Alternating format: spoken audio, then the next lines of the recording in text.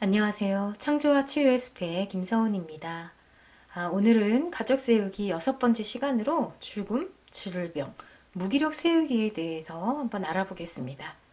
이 강의의 참고도서 트라우마와 대물림을 치유하는 법 구입과 가족 세우기 정기 워크숍에 관심 있으신 분들은 아래 더보기를 클릭하시면 보실 수 있습니다. 제외된 존재와 동일시가 되는 현상이 일어난다. 이건 제가 계속 강조해서 말씀드리는데요.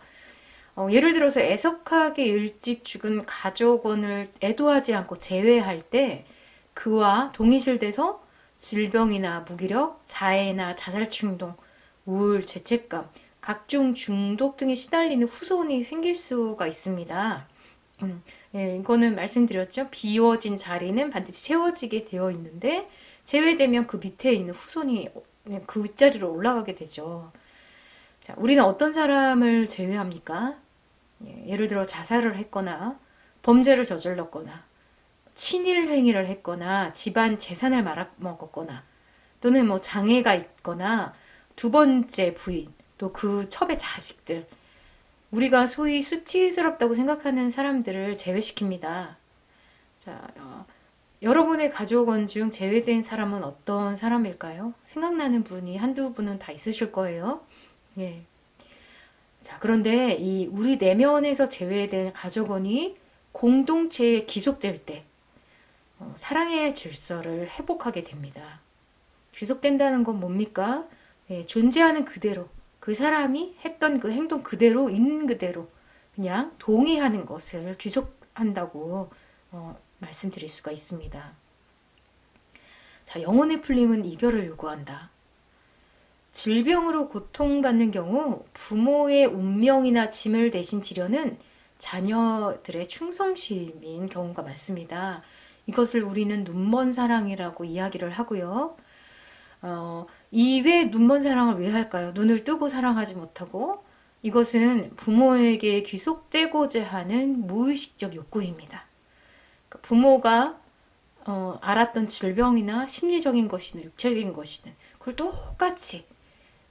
똑같은 질병으로 고생하는 자녀들이 많아요. 저 같은 경우도 아버지의 그 우울증이나 그런 여러 가지 심리적인 불안, 긴장 이런 것들이 저한테 그대로 대물림됐고 저는 이 가슴속 깊이 아버지를 사랑하는 거죠. 저는 당신의 딸입니다라는 것을 증명하기 위해서 그런 것들을 똑같이 대물림하게 되는데요.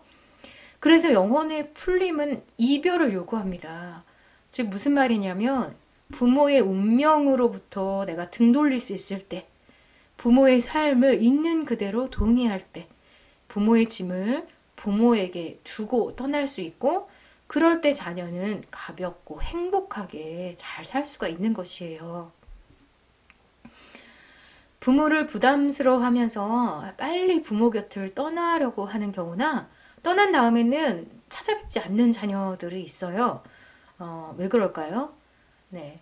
부모가 자녀에게 오히려 받으려 할 때, 즉, 부모가 자녀에게 부모화를 요구할 때 이렇게 됩니다. 단순히 부모님께 생활비를 드리거나 경제적인 지원을 해드리는 게 부담스러워서가 아니라 부모의 운명이 무거우면 거기에 얽히기 싫어서 자녀는 부모를 멀리하게 됩니다. 제가 얼마 전에 금쪽상담소라는 프로그램을 보니까요. 그 어린 시절에 고아로 자란 엄마가 자신의 딸에게 끊임없이 어린 시절이 얼마나 자기가 상처를 받았는지 한탄을 하는 케이스가 있었는데요. 자, 이런 식으로 딸을 자신의 감정 쓰레기통으로 삼는 엄마들이 있습니다. 이렇게 되면 딸의 인생이 너무나 힘들고 무기력해집니다. 자, 이런 엄마를 둔 딸은 어떻게 해야 될까요?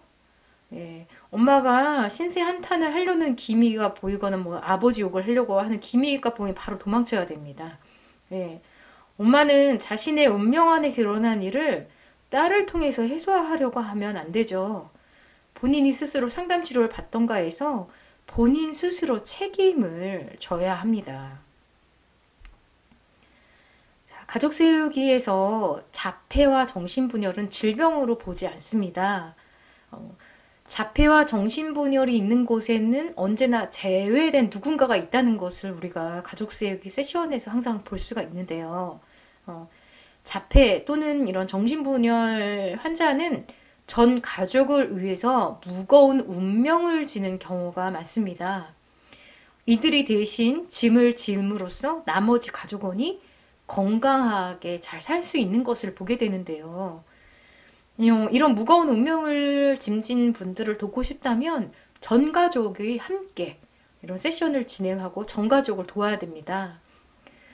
가족 공동체에서 제외된 사람이 누구인지 그 사람을 찾고 그 사람과 사랑으로 연결될 때 자폐에 인해 긴장이 이완되고 의사 표현이 또렷해지는 것을 가족 세우기 세션에서 볼 수가 있습니다. 자폐나 정신분열이나 특별한 어떤 의식의 공간에 갇혀 있는 경우가 많은데요. 그 의식의 공간을 어떤 공간인지 보고 그것을 같이 들어가서 데리고 나올 수 있는 힘이 있어야 이게 가능하거든요. 자, 우리는 죽음에 대해서 여러 가지 상을 갖고 있죠. 자, 천수를 누리고 살다 죽으면 집에서 편하게 죽으면 호상이라고 하죠. 반면에 뭐 객사나 자살을 한 가족원이 있으면 쉬쉬하면서 비밀로 합니다. 또한 뭐 사고로 죽거나 어린 나이에 일찍 죽은 사람은 불쌍하다고 생각을 하죠. 죽음을 그냥 죽음 그대로 보고 애도한다면 어떨까요? 어떤 고정관념 없이 온전히 슬퍼한다면 삶은 어떻게 달라질까요? 이렇게 되면 이 비극적인 사건이 우리들에게는 치유와 성장의 자원으로 변형됩니다. 질병을 있는 그대로 만나면 우리를 깨달음의 세계로 인도하는 메시지를 들을 수가 있습니다. 가족세계에서 관찰한 것은 누군가를 제외하면 제외당한 사람과 똑같이 된다는 것입니다. 우리는 죽음과 질병과 무기력을 있는 그대로 바라볼 때 얽힘에서 벗어날 수가 있습니다. 자살, 질병, 죄의식, 중독을 향한 세우기 언어를 한번 해보겠습니다. 숨을 깊이 들이마시고 내쉬면서 한번 천천히 따라해 보겠습니다. 자살한 가족원이 있다면 그분을 상상하시면서 따라해 봅니다. 당신의 결정을 존중합니다. 그래도 당신은 영원히 나의 가족입니다. 이번에는 질병으로 죽음을 앞둔 가족이 있다면 한번 따라해 봅니다. 하늘이 허락하는 만큼 저는 당신과 함께 삽니다. 부모의 질병을 대신해서 대속하려는 자녀에게 이렇게 이야기해 줍니다. 자녀는 부모님에게 이렇게 얘기합니다. 당신이 돌아가셔도 저는 생명에 기여하며 건강하고 행복하게 삽니다. 자, 아버지나 또는 누군가 형제 중에 알코올 중독인 사람이 있다면 그분에게 이렇게 얘기합니다. 이제 나는 술 문제를 당신께 두고 물러섭니다. 본인이 운명적으로 어떤 얽힘 때문에 중독이나 신체적 질병을 갖고 있다면 그것을 스스로 책임질 때 그분은 존엄을 갖게 되고 그 질병이나 중독을 통해서 성장할 수 있는 계기가 됩니다. 그것을 다른 가족원이 억지로 고치려고 한다든지 과도하게 도와주려고 하면 그분은 성장한 기회를 잃게 됩니다. 네, 오늘은 자살, 질병, 또 중독에 대한 가족 세우기죠. 철학에 대해서 공부했습니다. 네, 다음 시간에 또 만나요. 감사합니다.